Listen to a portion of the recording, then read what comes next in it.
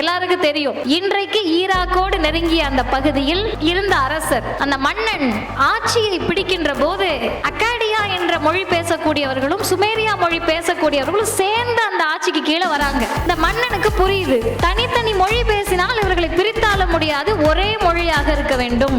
இத்தனை மொழிகள் இருக்கிறது, எல்லாத்தையும் ஒன்னாக்கணும். எதன் மூலமாக கொண்டு வர முடியும்? எல்லாருடைய வழிபாட்டு கடவுளையும் ஒன்றாக மாற்றிவிட்டால் இந்த மக்களை ஒன்றாக வைத்துக் கொள்ளலாம். அப்ப ஒரே கடவுளை இவர்கள் தோற்றுவிக்கிறார்கள். கடவுள் உருவாக்கிட்ட போதுமா? அவருக்கு ஒரு இலக்கியம் எழுத வேண்டாமா? இதையெல்லாம் யார் செய்வது?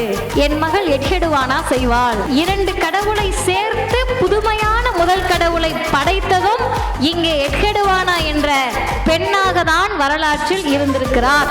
ஒரே மொழி பிரச்சனை இப்போது வந்ததல்ல, அது வழிநெடுக வந்து கொண்டே இருந்தது.